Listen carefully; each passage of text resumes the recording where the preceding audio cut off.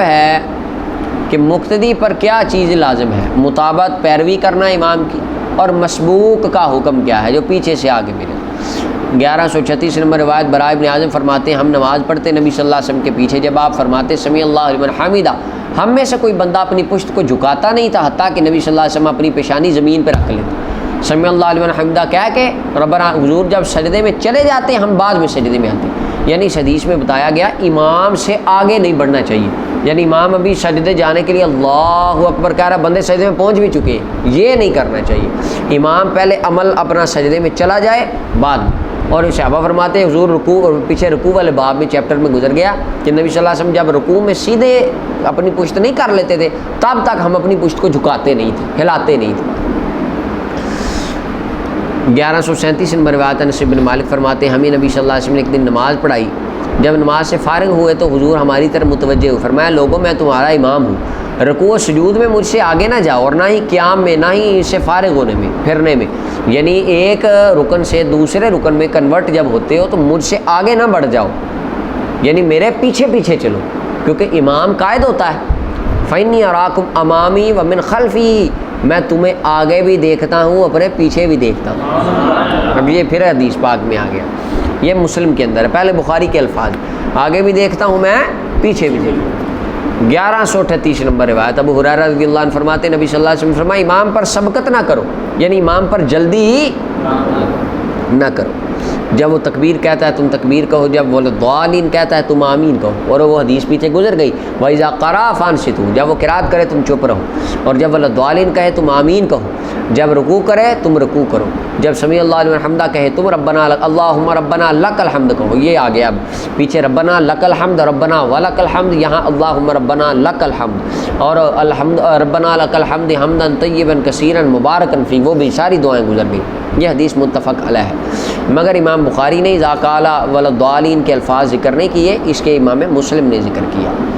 1139 number روایت ہے انس بن مالک فرماتے ہیں نبی صلی اللہ علیہ وسلم سوار ہوئے گھوڑے پر، فسوری عنہ، آپ اس سے گرا دیے گئے، آپ اس سے، یہ بھی تعلیم امت کے لیے، اللہ تعالیٰ کی اس میں حکمت تھی کہ آقا کریم صلی اللہ علیہ وسلم کو گھوڑے سے رب تعالیٰ کی قدرت نے نیچے بلا لیا، تو آپ کے فجوہش شقہ الایمن، دائیں شق، دایاں حصہ آپ کا، یعنی یہ پسلیاں مبارک والا جو سائڈ ہوتی ہے، یہ والا حصہ زخمی، جوہشہ یعنی زخمی کر دیا گیا، چھیل دیا گیا، اس کا مراد یہ زخمی ہو گیا، فصلی صلاۃ من الصلوات، تو یہ آپ یہ دیکھیں یہ تعلیم امت تھی، نمازیں آپ نے بہت سی پڑھائیں، اس حال میں آپ بیٹھے ہوئے تھے، اور یہاں سے بتایا یہ گیا بیٹھ کر امام نماز پڑھا سکتا ہے، بیٹھ کر دیکھیں حضور علیہ السلام بیٹھ کر نماز نہ پڑھاتے تو زخمیوں کو، ایکسیڈنٹ والے افراد کو قیامت تک کیسے پتہ چلتا ہم نے نماز کیسے پڑھنی، یہ اسوہ حسنہ تھا۔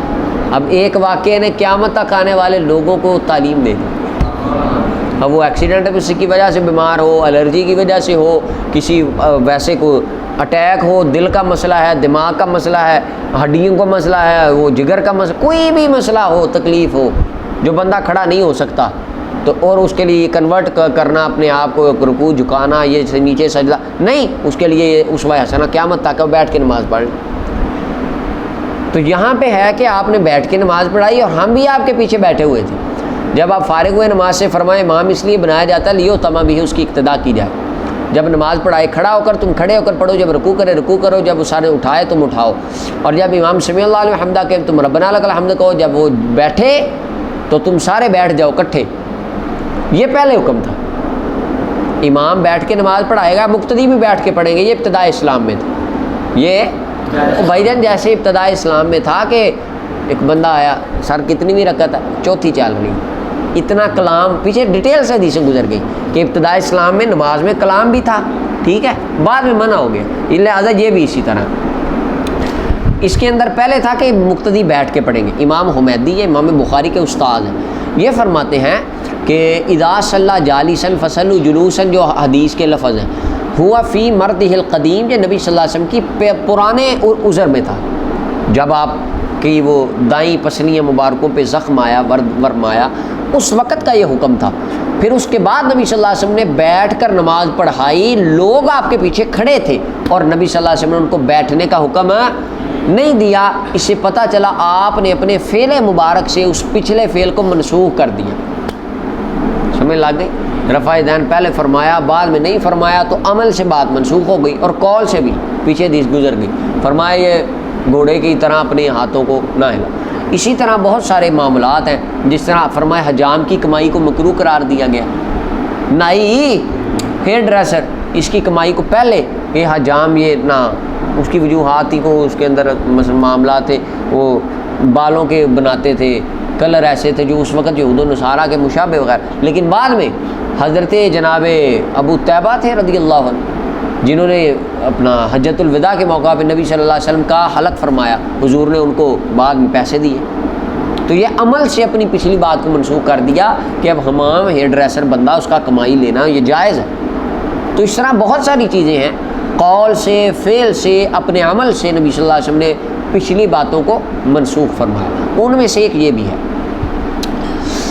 اچھا جی، اچھا کہتے ہیں پھر نماز پڑھائی آپ نے آخری، بیٹھ کر لوگ آپ کے پیچھے کھڑے تھے، ان کو بیٹھنے کا حکم نے دیا، یہاں پر نشانی لگا لیں وَإِنَّمَا يُؤْخَذُ بِالْآخَرِ، نبی صلی اللہ علیہ وسلم کے جن اعمال و اقوال سے دلیل پکڑی جاتی ہے وہ آخری ہے، کہ کون سا عمل اینڈ پہ نبی صلی اللہ علیہ وسلم نے فرمایا، اور آخری نمازیں جو رسول اللہ صلی اللہ علیہ وسلم نے پڑھی وہ بغیر رفع یدین کے پڑھی، اور آخری نماز ہی تھی آپ نے بیٹھ کے پڑھائی، صحابہ نے کھڑے ہو کے پڑھی۔ آخری دنوں میں ہی جو معاملات ہوں گے ان کو اعتبار زیادہ کیا جائے گا۔ بس آخری پھر اب دیکھیں فتح اپنا اعلان نبوت سے لے کے فتح خیبر تک، فتح 17 سال تقریباً، 17 سال ہی بنتے ہیں، ان 17 سالوں میں نماز میں کلام چل رہا ہے۔ خیبر فتح ہوا، ادھر سے خیبر فتح ہوا، ادھر سے نجاشی کا وہ بیڑا آیا جس میں صحابہ کرام آئے، پیچھے ہم نے پڑھا بھی، صحابہ کرام آئے جن میں حضرت جعفر طیار تھے، اور وہ آتا ہے نبی صلی اللہ علیہ وسلم نے ان کو گلے لگایا اور فرمایا مجھے پتہ نہیں کہ آج مجھے خیبر کی زیادہ خوشی ہے کہ یہ میرے جعفر کے آنے کی ہے، ٹھیک ہے یہ۔ اچھا اس وقت جب وہ آئیں صحابہ تب کلام منع ہوا ہے نماز میں، اس کے بعد تو اب کو بندہ کہے دیکھیں جی 17 سال حدیثیں ہیں کلام ہو رہا ہے، تو اس کا مطلب کلام کریں آپ آج بھی کریں، اینڈ والے 3 سالوں میں منسوخ ہو گئے، تو وَإِنَّمَا يُؤْخَذُ بِالْآخِرِ، عمل وہ لیا جائے گا جو اینڈ پہ ہوا۔ فَالْآخَرُ مِنْ فعل النبی صلی اللہ علیہ وسلم، پس آخری فعل نبی صلی اللہ علیہ وسلم کا یہی ہے کہ آپ نے نماز پڑھائی بیٹھ کے، صحابہ نے کھڑے ہوئے۔ یہ لفظ بخاری کے ہیں اور مسلم نے اتفاق کیا ہے اجمعون تک، اور مسلم کی روایت میں زیادہ ہے لا تختلفوا علیہ، امام پر اختلاف نہ کرو، جب وہ سجدہ کرے تم سجدہ کرو۔ اچھا جی آگے 1140 نمبر روایت عائشہ رضی اللہ عنہ فرماتی ہیں جب لما ثقل رسول اللہ صلی اللہ علیہ وسلم، جب نبی صلی اللہ علیہ وسلم طبیعت بوجھ، ثقل مانا بوجھل ہونا، طبیعت مبارک بوجھل ہوئی، یعنی آپ کا مرض زیادہ ہو گیا، بخار کی شدت بڑھی، تو فرمایا حکم دو ابو بکر رضی اللہ عنہ کو کہ لوگوں کو نماز پڑھائیں، لوگوں کو، اس پہ حاشیہ ادھر آپ کے بھی لگا ہوگا، شرح السنہ میں ہے کہ اس میں دلالت ہے کہ ابو بکر رضی اللہ عنہ لوگوں سے افضل، حضور اپنی موجودگی میں حکم دے کے کہہ رہے ہیں میرے مصلی پہ ابو بکر کو کھڑا کر، تو یہ دلیل ہے اس بات کی کہ آقا کریم علیہ السلام کے بعد امت میں سب سے افضل شخص ابو بکر صدیق۔ تو نماز پڑھائی حضرت ابو بکر رضی اللہ تعالیٰ عنہ نے تلک الایام، ان دنوں میں، ان جو حضرت عبد الرحمن بن عوف والی نماز تھی وہ حکم نہیں تھی، ان کو حکم ہے خود اپنے مصلی پہ کھڑا نہیں فرمایا، ٹھیک ہے، وہ اپنی نارمل نماز صحابہ کو پڑھا رہے تھے، حضور آ کے شامل ہو گئے۔ صدیق اکبر کی جو نماز تھی وہ اتبان بن مالک کو نائب بنا کے حضور گئے، غیر موجودگی میں نماز تھی، لہذا کوئی یہ نہیں کہہ سکتا کہ اتبان بن مالک بھی سب سے افضل ہے یا عبد الرحمن بن عوف بھی سب سے افضل ہے۔ عبد الرحمن بن عوف رضی اللہ عنہ کو رسول اللہ نے اپنے مصلی پر اپنی موجودگی میں خود کھڑا نہیں کیا، اتبان بن مالک رضی اللہ عنہ کو، یہ عبداللہ بن ام مکتوم کا تھا کہ ان کو پیچھے نماز نائب بنا کے گئے، وہ نمازیں پڑھاتے تھے، نبینا تھے، ان کو رسول اللہ صلی اللہ علیہ وسلم نے اپنی موجودگی میں کھڑا، غیر موجودگی میں فرمایا کہ پیچھے سے تم نماز پڑھا دینا، کیونکہ وہ احکام کو جانے۔ یہاں پہ ہے کہ اپنی موجودگی میں آقا کریم علیہ السلام خود تشریف فرمائیں، فرما رہے ابو بکر کو کہو نماز پڑھائیں، یہ دلیل ہے صدیق اکبر کی افضلیت۔ پس نماز پڑھائی ابو بکر رضی اللہ عنہ نے ان دنوں، تقریباً 17 نمازیں حضور کی موجودگی میں صدیق اکبر نے پڑھائی ہیں. یہ اللہ نے کسی اور صحابی کو شرف نہیں دی، خاصہ صدیق اکبر کا، آقا کی موجودگی میں 17 نمازیں پڑھانے والے. پھر نبی صلی اللہ علیہ وسلم نے پائی اپنی ذات میں خفت، یعنی بخار کا زور ہلکا ہوا. آپ کھڑے ہوئے اور آپ کو لایا گیا 2 آدمیوں کے درمیان، یعنی ایک ہاتھ ایک کندھے پر، دوسرے کے کندھے پہ، اور آپ کے قدمین شریفین زمین کے اوپر آ رہے تھے چلتے، یعنی زمین پہ آپ کے قدم لگے نہیں تھے، پاؤں مبارک آپ نے قدمین شریفین ڈھیلے چھوڑے ہوئے تھے، اور ان صحابہ ہی اٹھا کے آپ کو لا رہے تھے بخار کی شدت کی وجہ سے. حتیٰ دخل المسجد، حتیٰ کہ جب آتا کہ آپ مسجد میں داخل ہو گئے. اچھا ہوا آپ دیکھیں جب بخار بندے کو ہو نا صحیح والا جینون والا 104 والا بخار، تو ایک بار بخار بندے کو مزہ کرا دیتا ہے، کمر توڑ دیتا ہے ایک بار، یعنی تکلیف بہت زیادہ ہوتی ہے، جسم میں دردیں ہوں گی، تو یہ ایک طبیعت ہے. اور ایک حدیث میں آتا ہے، وہ ریاض الصالحین میں آپ پڑھ چکے ہیں، کہتے میں آیا حضور کے پاس تو آپ کو بخار تھا، میں نے ہاتھ لگایا، اس کی یا رسول اللہ آپ کو تو بہت زیادہ بخار ہے. فرمایا مجھے بخار 2 بندوں کے برابر ہوتا ہے، بخار میں تم میرے طرح میرے ثانی نہیں ہو. انبیاء کا بخار، کیونکہ اجر علی کے یا رسول اللہ پھر تو اجر بھی ہوگا. فرمایا اسی طرح اگر بخار ڈبل ہے تو اجر بھی. سبحان اللہ. تو نبی کو عام لوگوں کے ساتھ نجی زندگی میں نبی کا کمپیریزن کرنا یہ بہت بڑی جہالت. نبی کا تو بخار رب تعالیٰ نے آپ جیسا نہیں رکھا، تو باقی معاملات کیا ہوں. یہ لوگ کہتے ہیں نبی کی 2 خارجیوں کا آج بھی یہ ہے، کہتے ہیں نبی 2 حیثیتوں کا مالک ہوتا ہے، ایک حساب سے وہ انسان ہوتا ہے، ایک حساب سے وہ رسول ہوتا ہے. جو رسول کی حیثیت سے وہ بات کرے وہ لے لو، تو باقی تو عام انسان ہی ہو. یہ اس طرح خارجی باتیں کریں. اب آپ دیکھیں بشریت مصطفیٰ صلی اللہ علیہ وسلم کے اندر کیسی اللہ تعالیٰ نے ایک رحمتیں اور عظمتیں آپ کو عطا فرمائیں. آج کون سا دنیا کا عالم فاضل محدث یا صحابی رسول ہیں جنہیں ڈبل بخار ہو؟ آج بخار 104 تو آپ 208. اگر آپ آج اپنی عرف میں ہم اندازہ لگائیں تو آپ سائنس کو کہتے ہیں جس کو 105-6 ہو بندہ ہی مر جاتا ہے. دیکھیں نا، تو یہ کہ آقا کریم علیہ السلام کی عظمت تو پھر ورا ہے. تو یہ ہمیں تعلیم دی گئی کہ بخار بیماری کا آنا، انبیاء کرام پہ آئی بیماریاں، تاکہ امت کو پتہ چل جائے کہ بیماریاں انبیاء پہ بھی آتی ہیں، اگر آپ پہ بھی آئیں تو صبر کرنا جس طرح نبیوں نے صبر فرمایا، اسوہ حسنہ بن جائے. اور دوسرا فرمایا گیا اس سے درجات بلند ہوتے ہیں، شکر کرنا ہر حال میں اللہ کا. تو حضور مسجد میں آئے، جب سنا حضرت ابوبکر نے حصہ ہو آپ کی آہٹ کو، آپ کی سبحان اللہ، محسوس آپ کی حس کو سنا. اب صحابہ نماز پڑھ رہے تھے، حدیث میں کئی لفظ نہیں آئے کہ حضور علیہ السلام بولے ہوں. بعض محدثین نے کہا کہ آپ کی آواز سنی، حالانکہ آواز تو ہے نہیں تھی. اور حرکت حضور کی محسوس فرمائی، وہ کس طرح ایک عام نارمل بندہ اگر چلتا آ رہا ہے تو قدموں کی آہٹ تو اس کی بھی ویسی عام نارمل ہوگی، حضور کو محسوس کیسے کیا؟ تو اس کا میں یہ ترجمہ کرتا ہوں، صدیق اکبر نے حضور کی خوشبو کو سونگھ لیا، انہیں آقا کے آنے کی خوشبو آ گئی، اور ان کے دل نے محسوس کر لیا کہ ابوبکر امام الانبیاء تشریف لا رہے ہیں. ذہب یتاخر، تو حضرت صدیق اکبر پیچھے ہٹنے لگے. نبی صلی اللہ علیہ وسلم نے ان کی طرف اشارہ کیا پیچھے نہ ہٹنا. کیا کیا؟ صدیق اکبر کا منہ کدھر تھا؟ تو اشارہ کیسے دیکھا؟ چہرہ مصطفیٰ کریم صلی اللہ علیہ وسلم کی طرف، وہ آگے منہ وہ پیچھے سے اشارہ نظر آتا. آپ کو آیا کبھی؟ یہ تو انبیاء کا خاصہ ہے. فرمایا میں آگے بھی دیکھ رہا ہوں، تو چہرہ حضور کی طرف ہو گیا. اشارہ کیا کہ آگے ہٹنا نہیں، آگے ہی. حضور علیہ السلام آئے، لیکن صدیق اکبر ہٹ گئے، کھڑے نہیں رہے، وہ پھر بھی ہٹ گئے. اللہ، یہ تھا مقام جہاں پہ الادب فوق الامر تھا، کہ یہ وہ درجہ تھا کہ جہاں پر ادب حکم سے بلند ہوتا ہے. حکم تھا کہ نہ ہٹنا، پر عشق اور ادب کا تقاضا تھا ابوبکر ہٹ جا پیچھے. اور وہ ریاض الصالحین میں وہ لفظ گزر گئے، آگے میرے ذہن میں یہاں شاید وہ نہ ہے. فرمایا اے ابوبکر تجھے کہا بھی تھا پیچھے نہ ہٹنا، نماز سے فارغ ہو کیوں ہو گیا پیچھے؟ عرض کی یا رسول اللہ، آپ کی موجودگی میں کسی کی کیا حیثیت کہ وہ مصلی امامت پہ کھڑے ہو؟ جب نبیوں کا امام موجود ہو تو نماز نبیوں کا امام ہی پڑھا سکتا ہے بس. حتیٰ کہ حضور بیٹھ گئے ابوبکر صدیق کے بائیں جانب. کدھر ہے؟ تو صدیق اکبر دائیں جانب ہٹ گئے پیچھے، حضور کو بائیں جانب بٹھا دیا.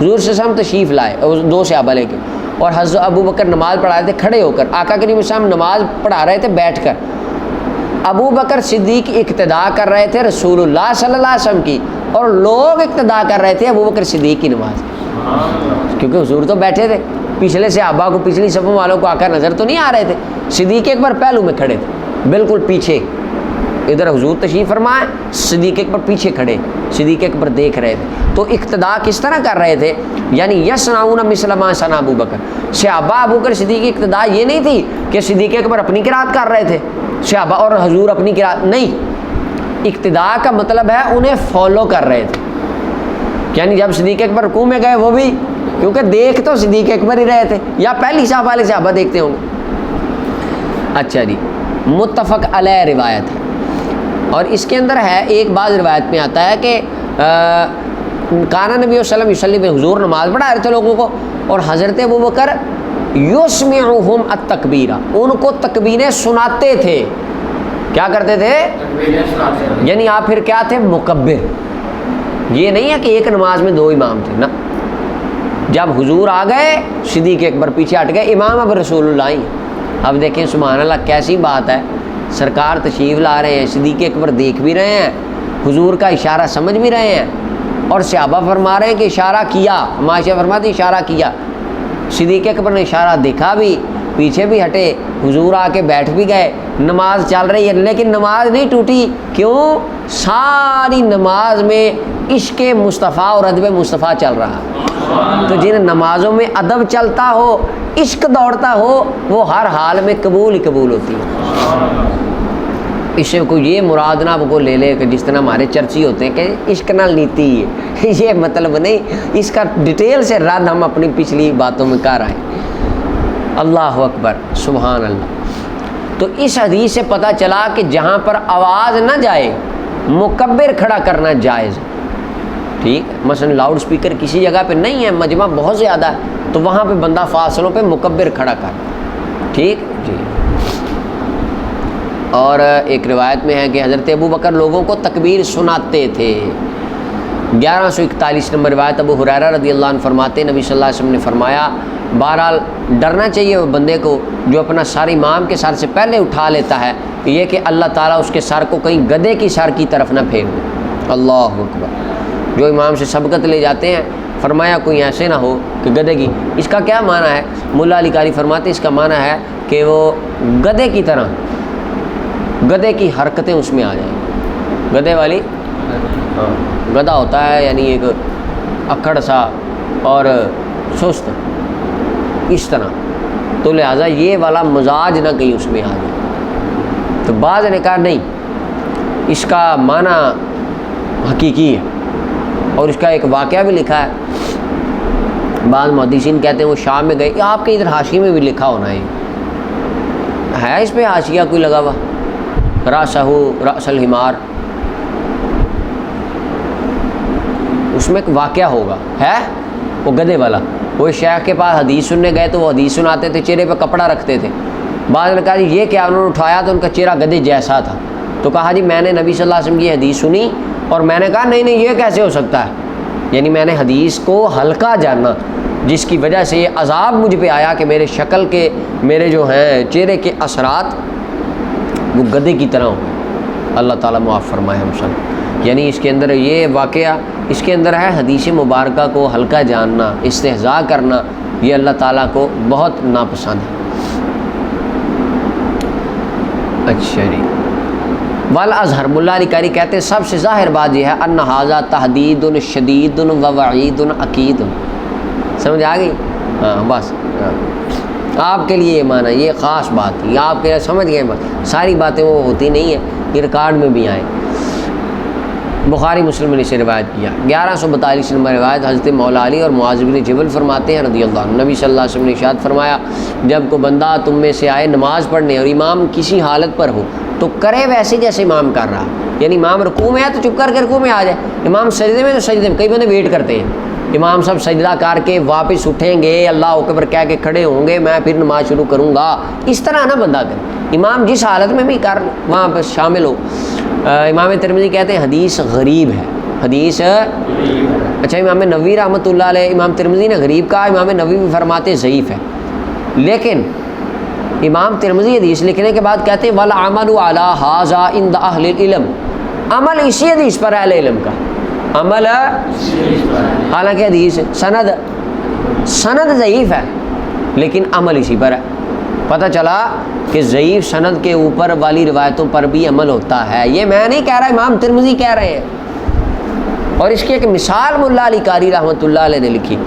امام ملا علی قاری کہتے ہیں گویا کہ امام ترمذی بتا رہے ہیں اہل علم کے عمل کی وجہ سے حدیث مضبوط ہو جاتی، روایت کی سند ضعیف ہے، اہل علم اس پہ عمل کر رہے ہیں، اس سے پتہ چلا نہیں یہ روایت اگرچہ سند کے والے مولوی اس کو ضعیف کہہ رہے ہیں، اس کی کوئی اصل ہے، جو عمل کر رہے ہیں وہ ایویں کر رہے ہیں، وہ جو اتنے محدثین عمل کرتے آ رہے ہیں وہ سارے یوں ہی عمل کرتے آ رہے ہیں۔ اس کی ایک مثال انہوں نے لکھی، شیخ محی الدین ابن العربی ارطغرل کے پیر، لوگ یہ تعارف زیادہ ان کو، ویسے شیخ اکبر کہیں یا شیخ ابن العربی، پتہ ارطغرل کے پیر، اچھا ارطغرل کے پیر، واہ واہ واہ۔ وہ شیخ محی الدین اکبر ابن العربی رحمۃ اللہ علیہ فرماتے ہیں میں نے ایک حدیث پاک پڑھی، نبی صلی اللہ علیہ وسلم کا فرمان، آپ نے ارشاد فرمایا کہ جو بندہ 70,000 مرتبہ لا الہ الا اللہ کہتا ہے، 70,000 بار، اللہ تعالیٰ اس کے گناہ بخش دیتا ہے، کلمہ پڑھتا ہے 70,000۔ تو کہتے ہیں اس کی سند کے اوپر نا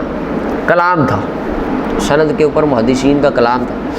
کہتے ہیں میں ایک مجلس میں بیٹھا تھا، وہاں ایک جوان کو اللہ کا نیک بندہ، وہ مشہور تھا لوگوں میں کہ اس کو کشف ہوتا ہے، اللہ تعالیٰ اس کو غیبی امور کی اپنی رحمت سے اطلاع دیتا ہے، وہ اللہ جسے چاہے دے سکتا ہے، ٹھیک۔ تو وہ حدیث میں آتا ہے ہر امت میں صاحب الہام ہے، میری امت میں عمر ابن خطاب ہے، کہ اس کو الہام ہوتا ہے، ڈائریکٹ اللہ کی طرف سے دل پہ حکم آتا ہے۔ اور قرآن کی کتنی آیتیں 30+ آیتیں ہیں، واللہ عالم بالصواب، میرے ذہن میں 40 ہے، شاید 40 کے قریب ہیں، جو حضرت عمر نے کہا ویسے قرآن نازل ہو گیا، یہ الہام تھا۔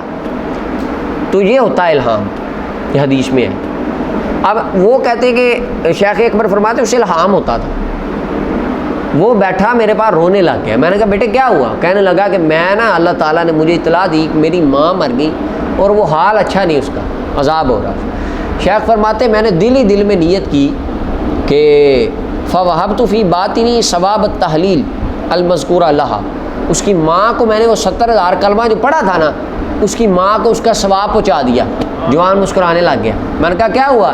کہنے لگا میں نے آنکھیں بند کی، رب تعالیٰ نے دکھایا میری ماں بخشی گئی۔ تو شیخ فرماتے ہیں مجھے اس عمل سے پتہ چل گیا، اگرچہ محدثین اس کو ضعیف کہتے ہیں، عند اللہ یہ روایت پکی، یہ جو عند اللہ پکی ہے اور عند اللہ اس کا ثواب ہوتا ہے، یہ بات ابن تیمیہ نے اپنے فتاویٰ میں لکھی ہے، وہ جو میرا لیکچر ہے نا ضعیف روایت محدثین کے نظر میں، اس میں یہ ریکارڈ و حوالے میں نے پڑھے ہوئے۔ 1143 نمبر روایت ابو ہریرہ فرماتے ہیں نبی صلی اللہ علیہ وسلم نے فرمایا جب تم نماز کی طرف آؤ، ہم سجدے میں ہوں تو سجدہ کرو اور اس کو کوئی چیز گنو نہ، میں سجدے میں آ جاؤ اور یہ نہ گن لو کہ بس ایک رکعت کا سجدہ ہو گیا، نہیں، رکعت تمہاری تابع سٹارٹ ہونی ہے جب تم نے کھڑے ہونا، ٹھیک ہے۔ مثلا امام سمیع اللہ علیہ حمدہ کہہ رہا ہے، میں آ کے مل گیا ہوں، اب سمیع اللہ علیہ حمدہ کہنا اور سجدہ یہ مجھے اضافی ثواب ہے زائد، لیکن وہ رکعت میری شمار ہے، رکعت کے بارے میں آ رہا ہے آگے، جو رکوع میں شامل ہوگا رکعت اس کی ہوگی صرف۔ فرمایا اس کو کوئی چیز شمار نہ کرو، اور جس نے رکوع کو پا لیا فقط ادرک الصلاۃ، اس نے نماز کو پا لیا، یعنی اس رکعت کو پا لیا۔ دو معنی، ایک تو جس نے رکوع پا لیا، رکعت پا لی، اس نے نماز پا لی، ایک رکعت میں بھی مل گیا، جماعت کا ثواب مل جائے گا۔ دوسرا معنی جس نے رکوع پا لیا اس نے رکعت پا لی۔ 1144 نمبر روایت ہے، انس بن مالک فرماتے نبی صلی اللہ علیہ وسلم فرمایا جو اللہ کے لیے 40 دن نماز پڑھے جماعت کے ساتھ، نشانی لگا لیں اس پہ، 40 دن جماعت کے ساتھ نماز پڑھے تکبیر اولیٰ کے ساتھ، اس کے لیے 2 براتیں لکھ دی جاتی ہیں، جہنم سے اور نفاق سے۔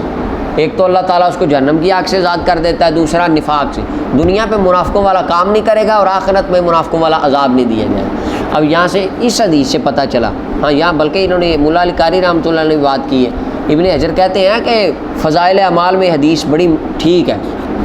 اچھا یہاں پہ ملا علی قاری کہتے ہیں ابن حجر اسقلانی نے یہ بات نقل کی کہ